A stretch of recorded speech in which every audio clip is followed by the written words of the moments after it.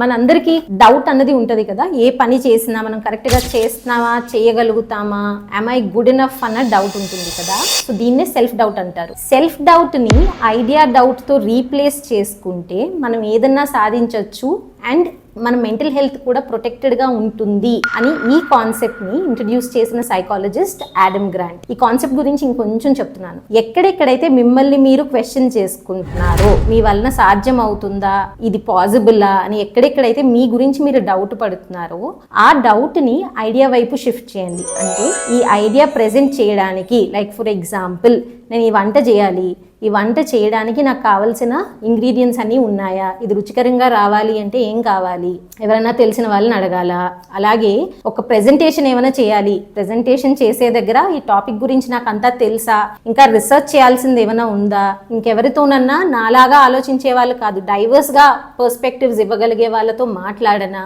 ఇలా ఎప్పుడైతే ఐడియా మీదకి డౌట్ షిఫ్ట్ చేస్తామో మన మీద మనం కాన్ఫిడెన్స్ రీటైన్ చేసుకుంటాం, అలాగే కొత్తవి నేర్చుకోవడానికి ఉత్సాహం కూడా చూపిస్తాం. తద్వారా ఎప్పుడూ లెర్నింగ్ కి ఓకే చెప్తాం, లైఫ్ లో నేర్చుకుంటూనే ఉంటాం. సో ఐడియా డౌట్ ని సెల్ఫ్ డౌట్ తో రీప్లేస్ చేయడానికి రెడీగా ఉన్నారా? Then try it. Thank you.